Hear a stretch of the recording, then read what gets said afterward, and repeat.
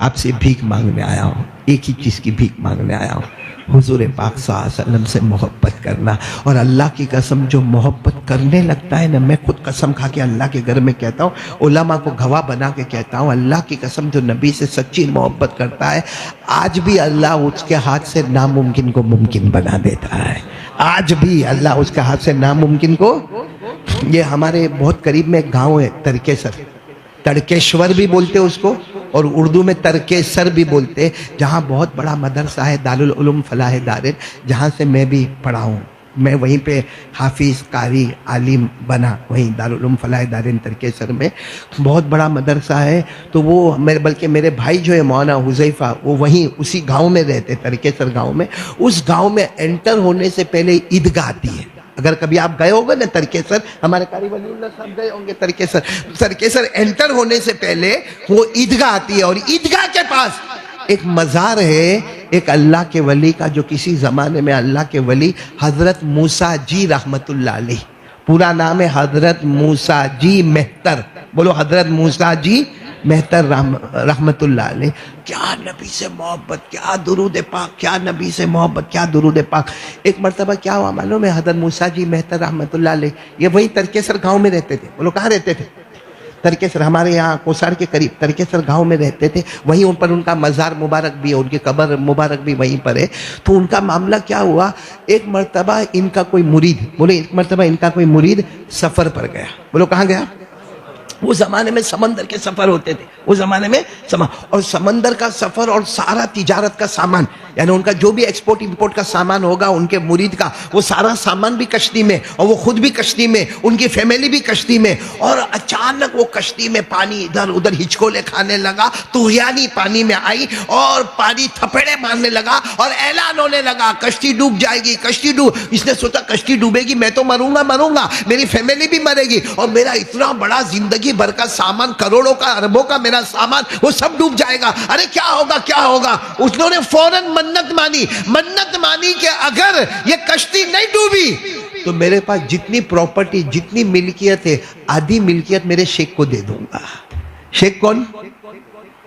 हजरत मूसा जी, जिनका मज़ार कहां पर है? तरकेसर में। उनको जाके मैं दे दूंगा। ओ भाई पानी, बोलो थम गया। अल्लाह वालों की नज़र होती, बोलो सुभान अल्लाह।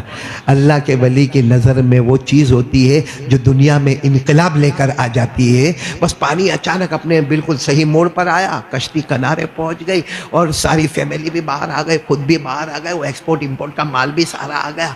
अब नीयत बदली, अब क्या सोचा, हाँ जब तरकेसर जाना होगा, उस वक्त जो भी गांव का नाम होगा, कहा जब तरकेसर जाना होगा तो हजरत को मिलूंगा और कुछ छोटा मोटा हदिया दे दूंगा। हुआ ऐसा, 6-8 महीने गुजर गए। वो आए, यही तरकेसर में आए, हजरत के पास आए और हजरत को आकर कहा, हजरत आप बहुत बड़े अल्लाह के वली हैं, आप बहुत बड़े अल्लाह के वली। तो हजरत मूसा जी रहमतुल्लाह अलैह ने कहा, कैसे कहते हो मैं बहुत बड़ा अल्लाह का वली? कहा मैं समंदर में था और वो कश्ती डूबने वाली थी, मैं भी डूब जाता, मेरी फैमिली डूब जाती, मेरा सारा तिजारत का सामान डूब जाता।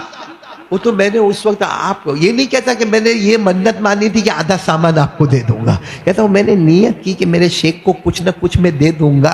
तो मैं हदिया लेकर आया हूँ, छोटा सा हदिया कुछ लेकर आए, मैं हदिया लेकर आया हूँ। लेकिन वो कश्ती डूबी नहीं, मैंने आपके लिए जब मन्नत मानी तो कश्ती डूबी नहीं। तो मूसा जी रहमतुल्लाह अलैह मुस्कुराए और मुस्कुरा कर कहा, वो हजाम को बुलाओ, वो जो बाल बनाता है ना, बाल काटता है, हजाम को बुलाओ। वो हजाम आया, उसको कहा इतने महीने पहले मैं तेरे यहाँ बाल कटवा रहा था, फिर मैं अचानक तेरे बाल बनाने वाली कुर्सी से उतर के चला गया, याद आता है तुझे? तो कहा हाँ मुझे मालूम है, मैं आपके बाल काट रहा था, अचानक आप उतरे और आप गए, और जब आप आए तो आपका पूरा बदन पसीने में शराबोर था, आप पूरे थके हुए थे, आप बिल्कुल उलझे हुए थे, और फिर आपने बाकी के बाल भी कटवाए, लेकिन आप चले गए थे, मुझे याद है। कहा वो तारीख देख और तेरे कश्ती के डूबने की तारीख देख, वो तेरे कश्ती में जो तूफान आया था वो तारीख देख, और मेरे वो हजाम के पास बैठकर बाल बनाने वो तारीख देख। तारीख देखा तो दोनों बराबर है। कहा ऐसे कश्ती नहीं, मैं खुद गया और मैं पहुंचा और मैंने अल्लाह के फजलो करम से प्यारे नबी के सदके में मैंने कश्ती को यूं उठाया, पानी के थपेड़े को यूं दबाया और तेरी कश्ती को किनारे पहुंचा दिया। लेकिन अब मुझे तेरे आधे माल की जरूरत नहीं है। कह दिया कि तूने वो मन्नत कितनी मानी थी? آدھے مال کی بھی ضرورت نہیں ہے. اور یہ جو ہدیہ لایا نا، جا یہ حجام کو جا کے دیتے، یہ جو حجام آیا نا اس کو ہدیہ دے دے، مجھے ایسی ضرورت نہیں ہے. پھر اس کے بعد فرمایا اللہ کا ولی وہ ولی ہوتا ہے، ایسے ہی ولی نہیں بنتا ہے، ورنہ سب ولی بن جاتے. نبی کی محبت کو سینے میں اتار دے کہ کوئی سینہ پھاڑ کے دیکھے تو نبی کی محبت وہاں پہ نظر آوے. بولو سبحان اللہ. کہ آج میں آپ سے ایک اپیل کرنے کے لیے آیا ہوں، کیونکہ محرم کا مہینہ، نیا مہینہ، نیا زمانہ، نیا انقلاب، سب لوگ ارادہ کرو. بولو کریں گے انشاءاللہ. میں نے کہا نا کہ حضور کی محبت آ جاوے تو ناممکن بھی ممکن، اور کوئی جان مال آپ کا چھیڑ نہیں سکتا اگر آپ کے ساتھ محمد کی محبت ہوئے. بولو صلی اللہ ہو. یہ میں نے حضرت موسیٰ جی رحمت اللہ علیہ کا واقعہ سنا ہے نا. ترکیسر میں ان کا باغ تھا. بولو ترکیسر میں ان کا آم کا، کس کا؟ آم کی سیزن آ گئی. اب وہاں کے جو ہوتے نا جوان، کچھ ایسے آوارہ قسم کے جوان، انہوں نے سوچا کہ معلوم کرو کہ یہ حضرت موسیٰ جی مسجد میں کتنے بجے جاتے اور کتنے بجے تک مسجد میں بیٹھتے، تاکہ اسی ٹائم پہ ہم ان کے باغ میں جاوے اور جا کے چوری کریں. وہ مسجد میں اللہ اللہ کرتے ہوں گے، ہم باغ میں کیا کریں گے؟ چوری کر لیں گے. اب وہاں کے جوانوں نے باقاعدہ پلاننگ کی. یہ کتاب میں لکھا ہے، اور کتاب باقاعدہ، کتاب کا نام ہے کرامات موسویہ. حضرت مولانا عبدالشکور لکھنوی رحمت اللہ علیہ نے کتاب لکھی ہے. اسی کتاب سے میں آپ کو نقل کر کے بتا رہا ہوں. اب کچھ آوارہ لوگوں نے کہا کہ ان کے مسجد میں جانے کا ٹائم معلوم کرو. تو معلوم ہوا کہ مسجد میں ان کے جانے کا ٹائم ہے کہ یہ عصر کے وقت مسجد میں چلے جاتے ہیں، تو عشاء کی نماز پڑھ کے مسجد سے نکلتے. کہا اتنا لمبا سمے عصر کی نماز سے لے کر آج کے زمانے میں کہو کہ شام کو 5 بجے سے لے کر رات کو 9 بجے تک کا وقت اپنے پاس ہے، اس وقت جا کے باغ میں چوری کرو، کوئی بھی ہوگا نہیں. تو انہوں نے کیا کیا معلوم؟ 2 ٹیم بنائی. کتنی ٹیم بنائی؟ 2 ٹیم بنائی. ایک ٹیم کو کہا کہ تم مسجد کے باہر کھڑے رہنا. کبھی اچانک کچھ پیشاب کا ان کو تقاضا ہوا اور وہ مسجد سے باہر آ گئے اور بازو میں ہی باغ ہے تو کہیں ہم کو پکڑ لے وے، اس لیے ایک ٹیم کہاں پہ رہے؟ مسجد کے باہر. اور ایک ٹیم کیا کرے؟ چوری کرے. اب جو ٹیم چوری کرنے کے لیے گئی، دیکھا باغ میں تو وہ بیٹھے ہیں. کون؟ حضرت موسیٰ جی رحمت اللہ.